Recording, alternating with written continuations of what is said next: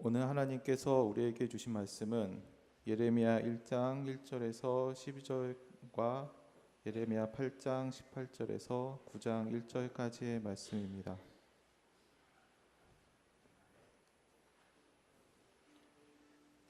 이제 봉독합니다. 하나님의 말씀을 경청하십시오. 베냐민 땅 아나돗의 제사장들 중 hil기야의 아들 예레미야의 말이니라. 아몬의 아들 유다 왕 요시아가 다스린 지 13년에 여호와의 말씀이 예레미야에게 임하였고, 요시아의 아들 유다의 왕 여호야김 시대부터 요시아의 아들 유다의 왕 시드기야의 11년 말까지 곧 5월에 예루살렘이 사로잡혀 가기까지 임하니라. 여호와의 말씀이 내게 임하니라. 이르시되 내가 너를 모태에 짓기 전에 너를 알았고, 내가 배에서 나오기 전에 너를 성별하였고, 너를 여러 나라의 선지자로 세워놓으라 하시기로, 내가 이르되 슬프도소이다. 주 여호와여 보소서, 나는 아이라 말할 줄을 알지 못하나이다 하니, 여호와께서 내게 이르시되 너는 아이라 말하지 말고 내가 너를 누구에게 보내든지 너는 가며 내가 내게 무엇을 명령하든지 너는 말할지니라. 너는 그들 때문에 두려워하지 말라. 내가 너와 함께하여 너를 구원하리라. 나 여호와의 말이니라 하시고, 여호와께서 그의 손을 내밀어 내 입에 대시며 여호와께서 내게 이르시되 보라, 내가 내 말을 내 입에 두었노라. 보라, 내가 오늘 너를 여러 나라와 여러 왕국 위에 세워 내가 그것들을 뽑고 파괴하며 파멸하고 넘어뜨리며 건설하고 심게 하였느니라 하시니라. 여호와의 말씀이 또 내게 임하니라. 이르시되 예레미야야 내가 무엇을 보느냐 하시기에 내가 대답하되 내가 살구나무 가지를 보나이다. 여호와께서 내게 이르시되 내가 잘 보았도다. 이는 내가 내 말을 지켜 그대로 이루려 함이니라 하시니라. 그리고 예레미야 8장 18절에서 9장 1절까지의 말씀을 봉독하시겠습니다. 슬프다 나의 근심이여, 어떻게 위로를 받을 수 있을까? 내 마음이 병들었도다. 딸 내 백성이 심히 먼 땅에서 부르짖는 소리도다. 여호와께서 시온에 계시지 아니한가? 그의 왕이 그 가운데 계시지 아니한가? 그들이 어찌하여 그 조각한 신상과 이방의 헛된 것들로 나를 경노하게 하였는고 하시니, 추수할 때가 지나고 여름이 다하였으나 우리는 구원을 얻지 못한다 하는도다. 딸 내 백성이 상하였으므로 나도 상하여 슬퍼하며 놀라움에 잡혔도다. 길라앗에는 유황이 있지 아니한가? 그곳에는 의사가 있지 아니한가? 딸 내 백성이 치료를 받지 못하면 어찌 됨인고? 어찌하면 내 머리는 물이 되고 내 눈은 눈물 근원이 될고, 죽임을 당한 딸 내 백성을 위하여 주야로 울리로라. 아멘. 하나님께서 이 말씀을 통해 우리에게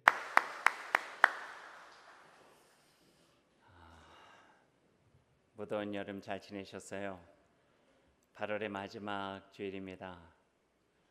아직도 무더위는 여전한 것 같지만 그래도 아침 저녁으로 가을의 선선한 바람이 있고, 또 가을 풀벌레가 이제 제철을 만난 듯 그 제 목소리를 내고 있습니다. 계절의 변화를 통해서 하나님께서 우리에게 보여주시는 또 다른 은혜가 있습니다.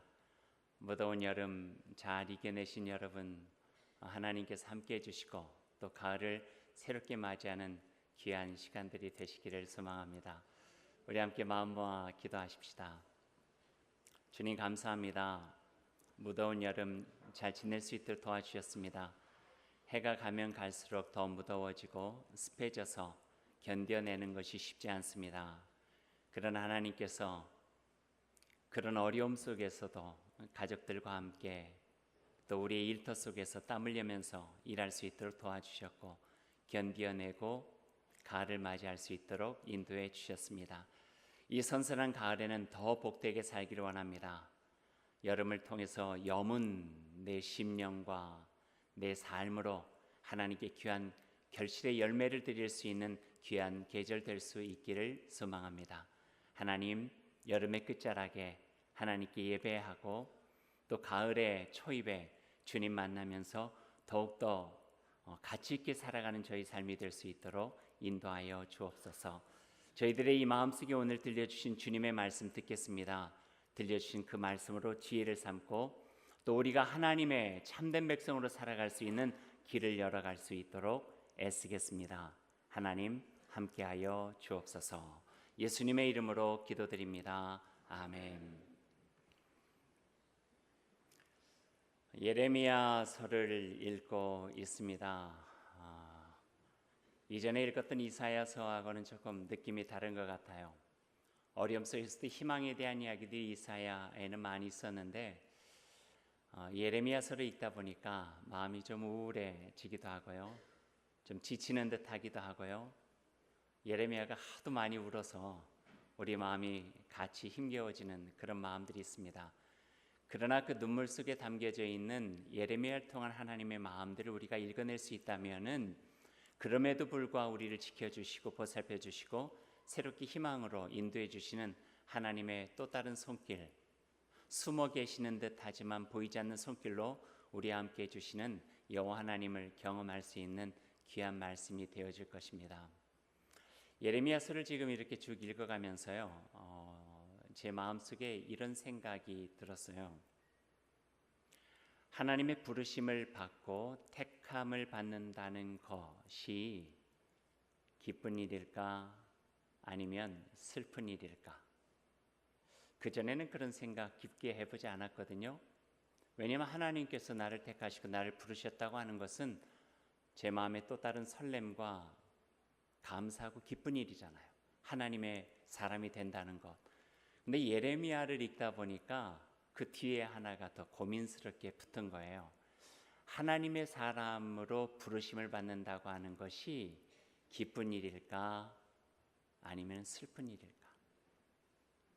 성경을 보면 하나님께서 사람을 부르셨잖아요. 그럼 그 부르신 사람은 그 인생이 압도되어 좋던 싫던 하나님의 뜻으로 살아가야만 했죠. 자기 인생이 허물어지는 듯한 느낌들이 든 거예요. 아브라함이 그러했고요. 모세가 그러했고 우리가 만나는 이사야, 아모스, 미가, 요나 예언자들이 그러했고 신약 성경에서 만나는 제자들이나 초대교회 사도들이 그러했어요. 그들은 하나님의 사람으로 살아가는 일들이 뻔히 힘들 줄 알면서 핍박받을 줄 알고 뻔히 고통당하고 죽임을 당할 수 있음을 알매도 불구하고 어찌할 수 없었어요. 왜냐하면 그들의 삶 속에 하나님이 급습했죠. 영적으로 그들을 압도해내서 더 이상 자기의 뜻으로 살지 못하고 하나님께서 그 마음에 주신 뜻으로 하나님께서 정해주신 그 길을 걸어가야만 했던 것이에요. 그래서 생각해 보니까 하나님의 부르심을 받는다고 하는 것이 기쁜 일일까 슬픈 일일까 하는 생각을 할 수밖에 없었어요. 하지만 힘들었지만 행복했고 참 진리의 기쁨 속에 살아간 이들을 보면서 우리 마음에는 위로를 받고 아무리 힘들어도 하나님의 뜻 안에서 살아가는 삶을 살면 좋겠다. 어쩌면 운명처럼 다가온 하나님의 부르심에 소명으로 답하며 살아가는 고백이 우리의 입술과 우리 마음에 갖게 되는 것이라 나누고 싶습니다. 오늘 예레미야를 만나면은 예레미야 선지자도 이런 운명의 사람이고 숙명의 사람이고 소명의 사람이었어요. 오늘 성경 말씀 한번 보죠. 예레미야의 부르심을 통하여서 하나님께서 어떤 일들을 해나가시는가 하는 것들을 저희들이 함께 보면 좋겠습니다. 1절 말씀을 보죠. 예레미야 1장 1절 말씀 같이 읽습니다. 베냐민 땅 아나돗의 제사장들 중 hil기의 아들 예레미야의 말이라 이거예요. 아나돗 제사장 예레미야. 아나돗은 어떤 장소예요. 거기에 제사장 예레미야를 하나님께서 부르셨다는 거죠. 그러나 우리가 그냥 아나돗이라고 할 때 어떤 장소 중에 하나구나 그렇게 할 수 없는 것은 아나돗이라고 하는 지명 속에 담겨진 의미가 있기 때문에 그래요. 아나돗 제사장 예레미야 그 배경에 대한 이야기를 조금 여러분에게 드리죠. 동일 이스라엘 초기 왕 중에 우리가 잘 아는 왕 다윗 왕이 있어요. 다윗 왕이 나이가 많이 먹어서 이제 자기 왕위를 물려줄 때가 되었어요. 근데 다윗 왕 마음에는요 벌써 정해놓은 사람이 있어요. 그 사람이 누구냐면 바로 솔로몬이었죠. 솔로몬에게 왕위를 계승하겠다고 선언하고 그렇게 준비하고 있는데 이건 아니라 하고 그 결정에 저항하고 거역하고 새로운 일들을 모색하는 이들이 있었어요. 다름 아닌 솔로몬이 아닌 그보다 형이었던 다른 아들 아도니아를 왕으로 추대하고자 하는 움직임이었어요. 어쩌면 다윗왕의 결정에 반대하고 또 저항하고 또 반란을 일으키는 것과 마찬가지였죠. 거기에 중심에 섰던 사람이 아비아달이라고 하는 제사장이에요. 솔로몬은 나단이라고 하는 제사장에 의해서 추대가 되었다면 아비아달이라고 하는 제사장은 솔로몬이 아니라 아도니아가 왕이 되어져야 된다고 세력을 모아가지고 왕에게 강하게 어필하게 된 거예요. 그러나 왕이 그 계승을 통한 혈전의 결론을 우리는 다 알고 있어요. 누가 왕이 되었나요? 솔로몬이 되었죠. 솔로몬이 된 다음에 반란의 씨앗을 애초부터 없애야 되겠다 생각하고 솔로몬 왕은 반란의 당사자가 되었던 아도니아는 죽여요. 그리고 아달리아라고 하는 제사장에게는 그가 다윗 왕 시대 때 했던 것들을 봐서 귀양을 보내게 돼요. 열왕기상 2장 27절 28절에는 그 당시에 솔로몬 왕의 명령이 적어져 있는데 이렇게 되어져 있어요. 솔로몬 왕이 제사장 아비아달에게 이르되 너의 고향 아나돗으로 가라. 너는 마땅히 죽을 자이로되 내가 내 아버지 다윗 왕에서 한 일을 생각해서 너를 죽이지는 아니하겠다 말하고 아비아달을 쫓아내고 여호와의 제사장 직분을 파면하였다. 아도니아는 단칼에 죽였어요. 하지만 아비아달은 아버지 다윗 왕 시대 때 했던 일들을 생각해서 솔로몬 왕이 봐주는 거죠. 하지만 봐주되 아나돗 너의 고향에서 근신하라.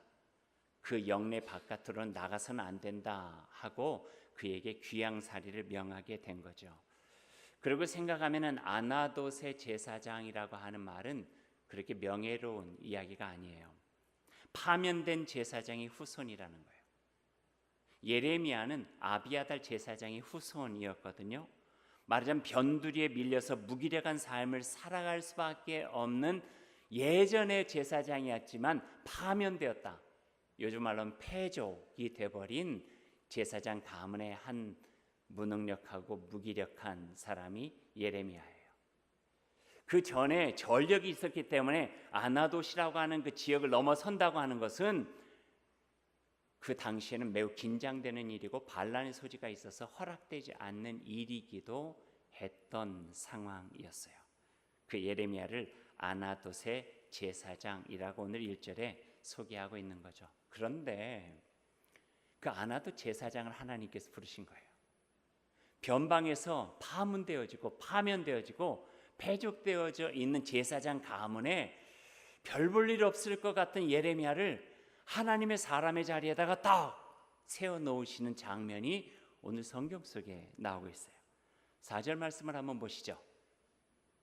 1인칭 보고문이라고 하는 이 예레미야가 나중에 시간이 지난 다음에 자기를 처음에 부르셨던 하나님과의 그 관계를 다시 기억해내면서 쓴 내용들이 4절부터 있습니다. 그때 하나님이 부르심의 장면들이 기록이 되어져 있고요. 4절 말씀, 5절 말씀 같이 한번 읽어볼까요? 여호와의 말씀이 내게 임하니라. 이르시되 내가 너를 모태에 짓기 전에 너를 알았고 네가 배에서 나오기 전에 너를 성별하였고 너를 여러 나라의 선지자로 세웠노라 하시기로. 어떤 의미니까 하나님께서 예레미야를 오래전부터 그 마음속에 두고 계셨다 하는 거예요. 몰락한 가문이지만 저 중에 한 사람을 내가 이 어두운 때, 힘겨운 때, 멸망의 때에 내가 나의 사람으로 세워서 나의 일을 맡겨야 되겠다 하는 마음을 오래전부터 하나님께서 마음에 두시고 그 두셨던 사람으로 예레미야를 세우게 되었다 하는 거예요.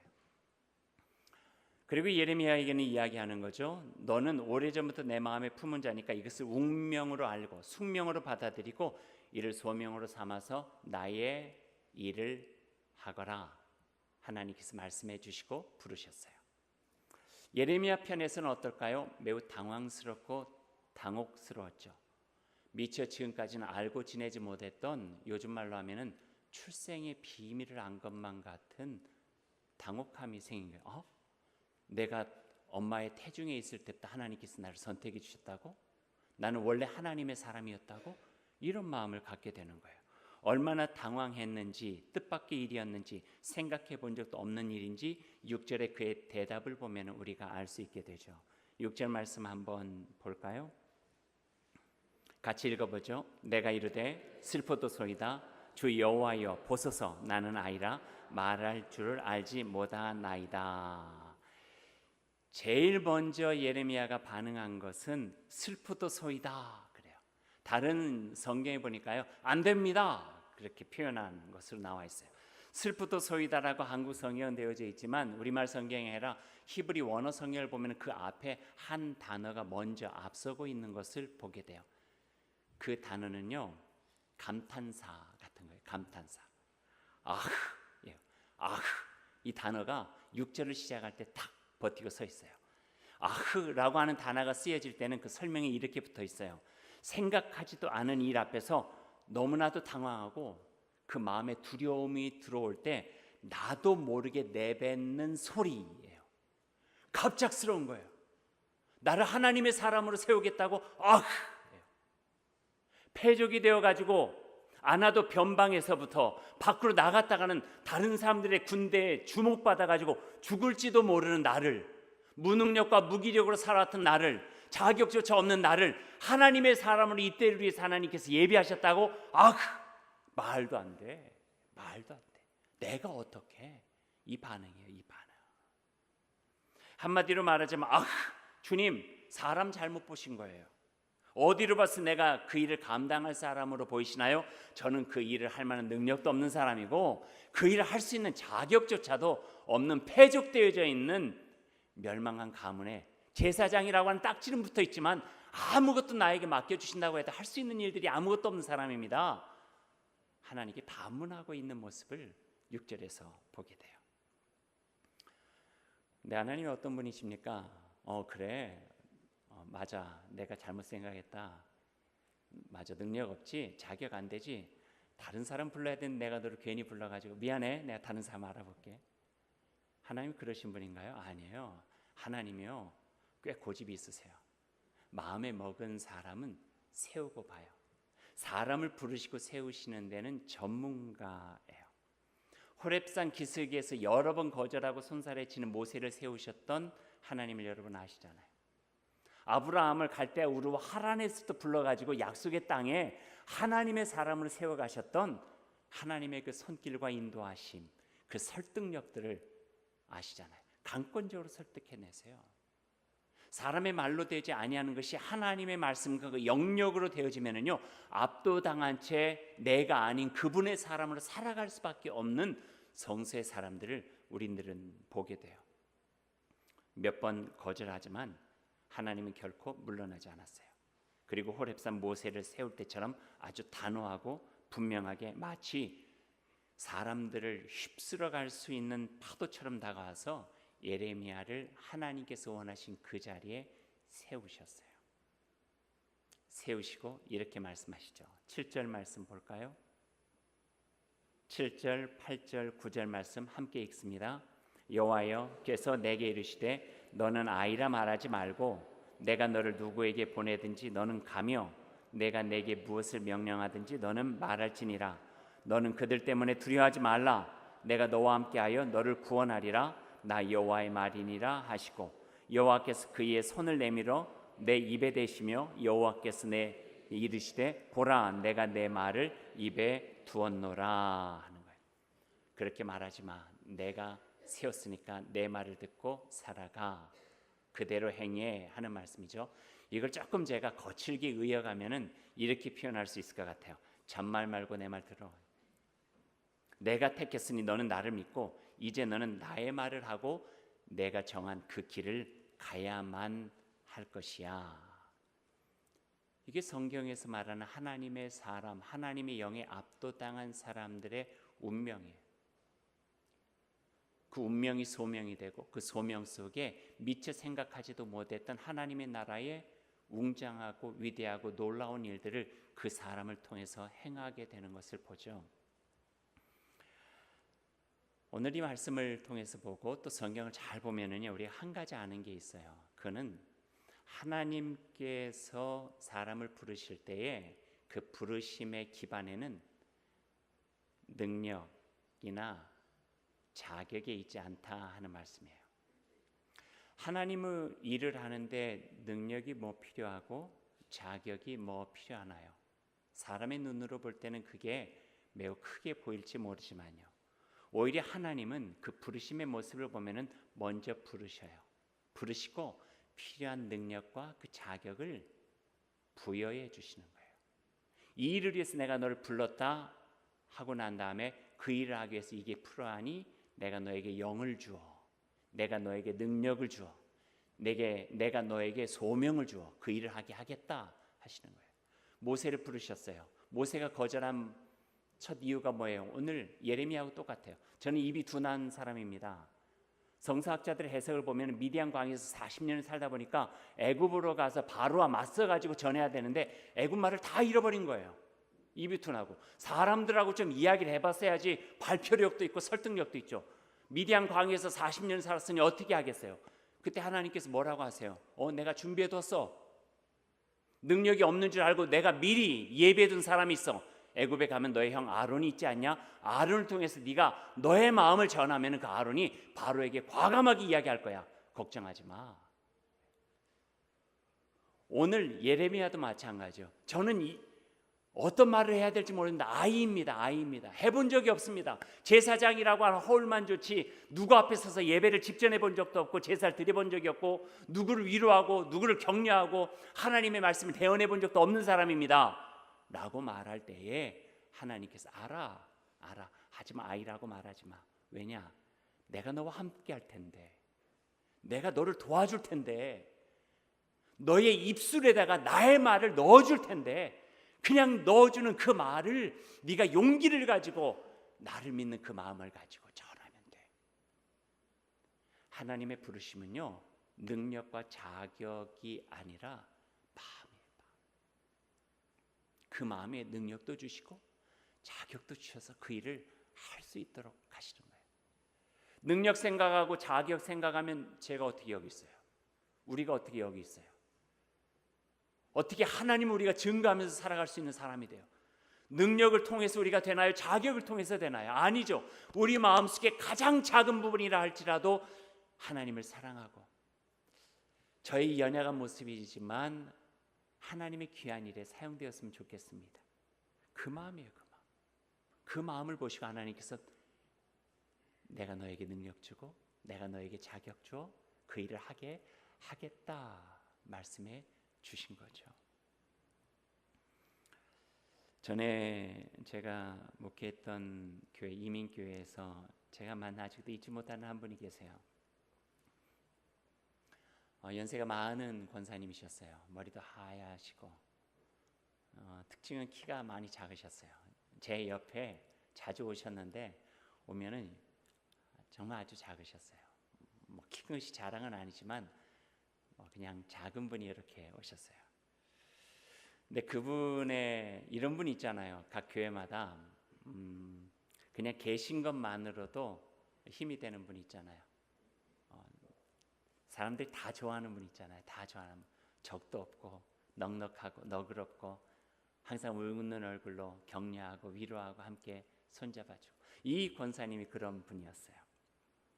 누구든지 먼저 가서 그 작은 키에 먼저 가서 손부터 딱 잡아요. 그 사람이 손을 내밀고 있던 어쩌든 간에 손부터 잡고 본인이 하고 싶은 이야기 하시는 거예요. 근데 얼굴에는 환한 미소가 있어서 듣는 사람에게 참 그 마음에 위로받고 힘이 돼요. 그래서 이민 사이에 메마른 삶에 그 권사님의 손길 하나가 위로가 되고 힘이 되고, 그래서 다른 모든 교우들이 참 좋아했던 분이에요. 그분은 가끔 교회에 오는 캐네디언 외국 사람들과도 손을 잡고 이야기를 하세요. 저는 제일 처음에 갔을 때 영어를 잘하신 줄 알았어요. 왜냐하면 막 대화를 하시는 거예요. 막.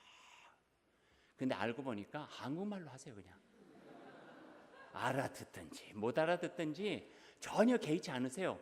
얼굴에 미안함과 수줍음조차도 없어요. 그냥 자꾸 잘 있었나, 괜찮다, 우리 교회 잘 왔다 막 이러면서 그냥 막 하시는 거예요. 제가 제일 처음에 부임해서 봤을 때는 막 했는데 가까이 보니까 그런데 그 작은 체구에서 나오는 넉넉함과 너그러운 그리고 환한 미소가 그 등치 큰 서양 사람을 압도해내는 거예요. 그래서 그 손에 빼지도 못하고 잡혀가지고 yes, yes, thank you, thank you, 뭐 God bless you, 뭐 이러면서 대화를 하세요. 그만큼 넉넉하신 분이었어요. 예배 끝나고 친교실에 내려가면은 자기가 만나는 사람마다 손 잡고 잘 있었냐고 하고, 그래서 손 한번 잡아주면서 말은 하지 못했지만 그 마음에 위로받고 격려받고 힘내고 그런 분이셨어요. 그분이 잘 하시는 말씀 하나가 뭐냐면은 내가 뭐 아나 하나님이 좋아하신다고 하니까 그냥 하는 거지. 내가 뭐 아나 하나님이 좋아하신다니까 뭐 하는 거지. 이 말씀 많이 하셨어요. 아직도 제 귀전에 그 작은 체구에서 나왔던 내가 뭐 아나, 자격 없다는 거예요. 능력 없다는 거예요. 하지만 하나님께서 기뻐하신 일에 생각하면 내가 그냥 한다는 거예요. 전 거기에서 그분이 가지고 있는 신앙적이고 영적 파워를 느꼈어요. 그분이 특별히 기도를 열심히 하셨어요. 교회 가끔 나오셔서 기도하시고 집에도 이렇게 가끔 가면 기도방에 있어서 기도하셨는데 끝도 없이 기도하시는 분 중에 한 분이에요. 교회 생활수첩 교인들 명단 넣고 마치 목회자처럼 한 사람 한 사람 보면서 자기가 손잡아줬던 사람들 얼굴 기억하고 그 사람 위해서 기도하고 얼굴 기억하고 그 사람 위해서 기도하고, 그러니까 기도가 매우 길게 하셨던 분 중에 하나예요. 그 기도에 진심이 있으셨어요. 제가 갔더니 여러 교우들이 저에게 목사님, 그 권사님의 성이 권씨였는데 그 권 권사님에게는 결코 절대 그 음식을 놓고 식사 기도나 그런 걸 시키시면 안 돼요. 그렇게 이야기를 하시는 거예요.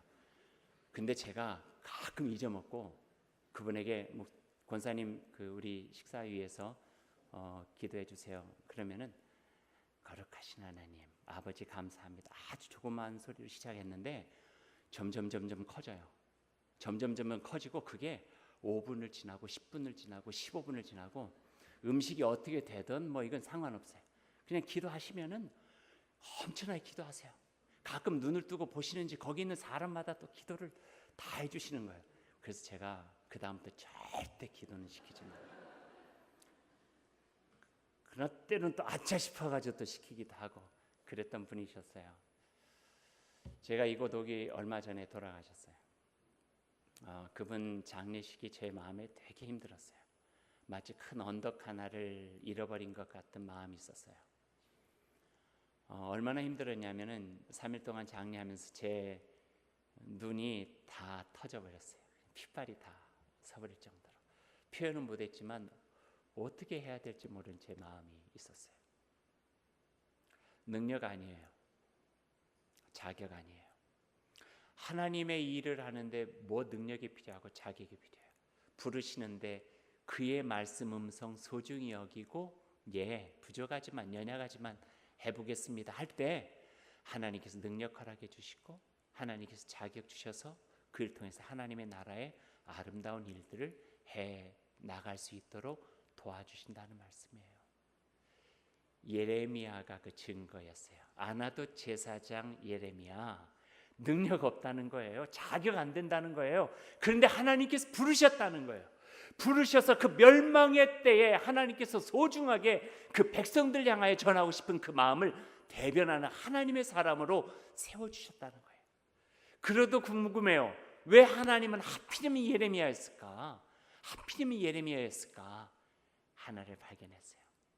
그것은 그분이 눈물이 많아요. 눈물이 많다고 하는 것은 어떤 뜻인가요?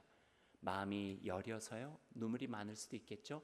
하지만 예레미야서를 전체적으로 보면서 느끼게 된 그 눈물이 많은 이유는 아파하는 마음이에요. 아파하는 마음. 팔복에 있는 8가지 복 중에 하나인 애통하는 마음이에요. 애통하는 마음. 애통하는 마음은 나의 힘듦 때문에 애통하는 마음이 아니에요. 남이 힘들어하는 모습을 보면서 내 마음도 어쩔 줄을 몰라 같이 애통하는 자는 복이 있나니 하나님께서 그 마음에 위로를 해주실 것이다. 예레미야의 마음에는 이 애통하는 마음이 있었어요.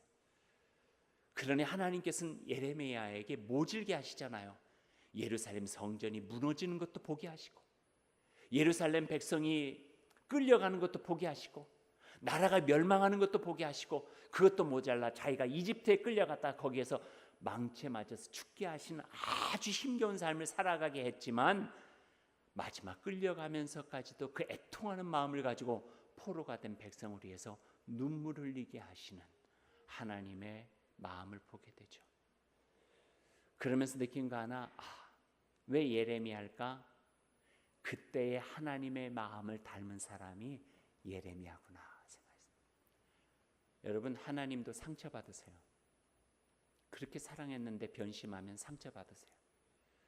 하나님도 그 마음이 아프세요.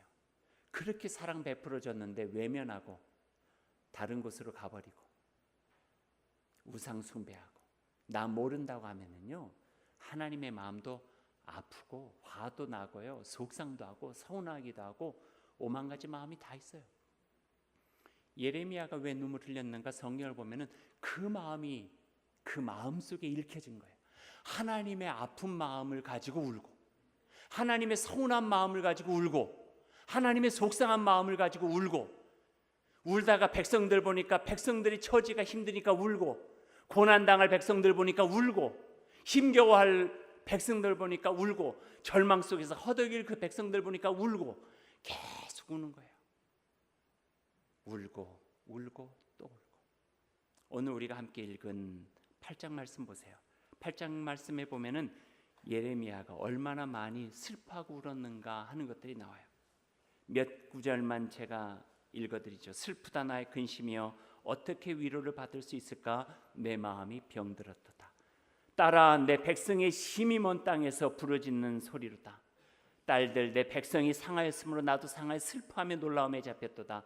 어찌하면 내 머리는 물이 되고 내 눈은 눈물의 근원이 될고, 죽임을 당한 딸 내 백성을 위하여 내가 주야로 밤낮으로 울 수밖에 없다 고백하고 있어요. 9장 1절 말씀 뭐예요? 어떤 의미인지 아세요?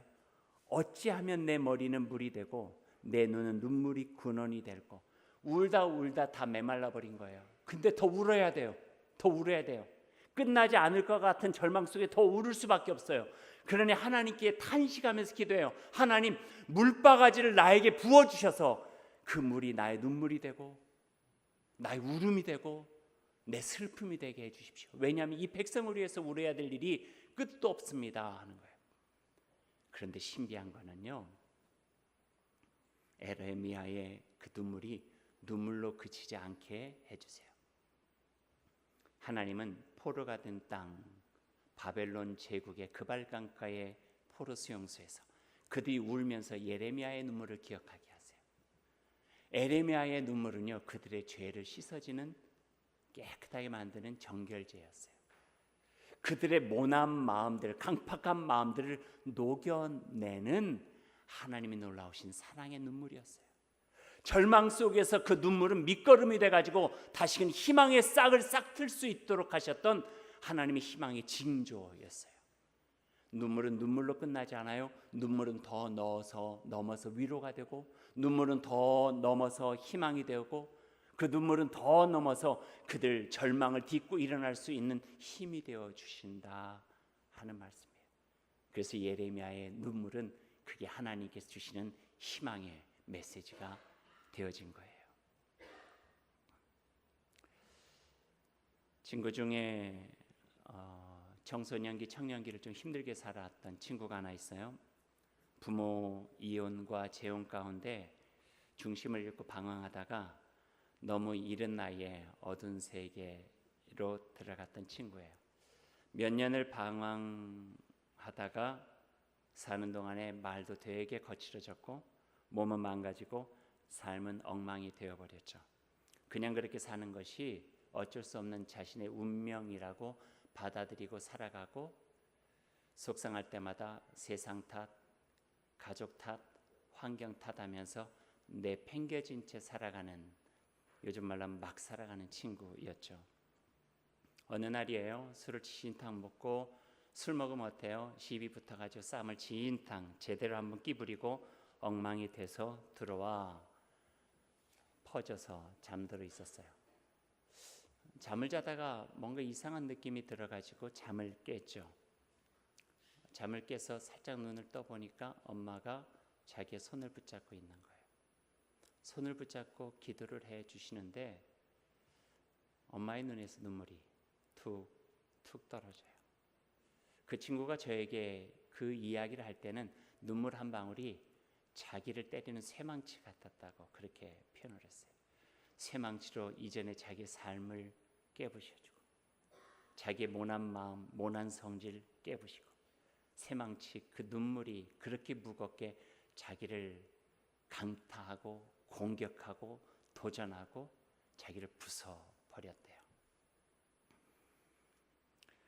어머니 기도 다 마치고 방으로 돌아가실 때까지 눈도 뜨지 못한 채 가만히 그냥 있다가 가신 다음에 눈을 뜨고 생각해 보니까 살아왔던 삶이 참 그런 거예요. 그리고 그 순간 그 친구는 변화의 계기를 삼았어요. 빛으로 나왔죠. 새로운 사람이 되도록 애썼죠. 자신의 하나님 안에서 자신을 다시 찾는 계기가 됐어요. 그는 더 이상 예전에 그가 아닌 삶을 살아가게 된 거예요. 예레미야의 눈물을 지닌 어머니의 눈물이 한 사람을 변화시킨 거죠. 눈물은 그냥 눈물이 아니에요. 눈물은 마중물이에요. 눈물은 더 소중한 것을 가지고 오는 마중물이에요.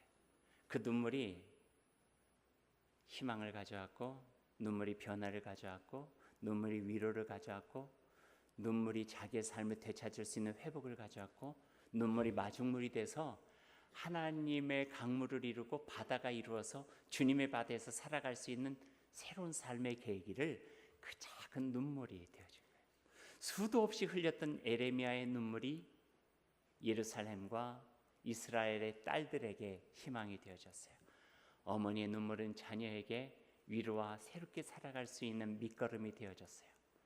우리가 드리는 기도의 눈물은 하나님의 은혜를 경험하게 만들고, 내 안에 힘겨움으로 드리는 눈물은 하나님께 주시는 용기와 격려를 만나게 되고, 우리가 드리는 눈물은 주님 앞에 더욱더 겸손하게 나아가서 자격 없지만, 능력 없지만, 연약하고 부족하지만 우리를 들어서 하나님의 사람으로 세워주시는 주님의 귀한 은혜를 마음속에 다시 새롭게 다지고 살아갈 수 있도록 도와주시는 마중물이 되어져요.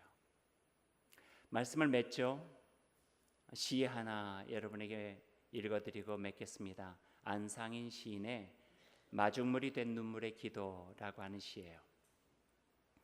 삶 속 깊숙이 흐르는 생명수를 퍼올리기 위해서 나의 절실한 마중물이 필요하다. 우리의 삶이 새롭게 되기 위해서 은혜의 마중물이 필요함을 너희는 아는가? 메마른 인생이 스스로 감동한 하염없는 눈물과 불타는 기도가 애타게 감격한 흥건한 땀방울은 내가 준비할 수고의 마중물이다. 근본을 몰라 나밖에 모르는 이기적인 겉사람이었던 내가 근본을 알아 주님밖에 모르는 속사람 나로 거듭나고 싶은가? 담비로 찾아온 주님은, 그분의 눈물은 생명수로 흘러가는 우리의 마중물이 되어진다. 주님의 눈물을 기억하고 에레미야를 통해서 흘리신 하나님의 눈물을 우리 마음에 기억한다면 우리는 위로받을 뿐만 아니라 우리와 같은 사람도 주님께서 원하시는 그 자리에 세우셔서 하나님의 아름다운 일들을 감당케 하신다고 하는 소망을 품을 수 있게 될 것입니다. 이와 같은 은혜가 우리에게 가득하게 허락해 주시기를 소망합니다. 기도하겠습니다. 기도를 드리며 우는 이들의 마음에 하나님 응답해 주시기를 소망합니다. 진실한 눈물을 통해 하나님은 그 마음의 위로와 희망을 주십니다. 간절히 기도하며 흘리는 눈물은 마중물이 되어 하나님의 사랑의 강물로 우리를 인도해 주실 것입니다. 주님, 이 시간 예수 그리스도께서 흘리신 눈물을 기억하고 예레미야를 통해서 보여주신 아버지 하나님의 눈물을 기억하며 주님께로 돌아가기를 원합니다. 방황을 끝내고 부족하지만 연약하지만 이 모습 이대로 주님 나아갈 때에 하나님께서 그분의 사람으로 안아주시는 놀라우신 사랑의 은혜에 힘입고 주님 앞에 나아갈 수 있도록 인도하여 주옵소서. 예수님 이름으로 기도드립니다. 아멘.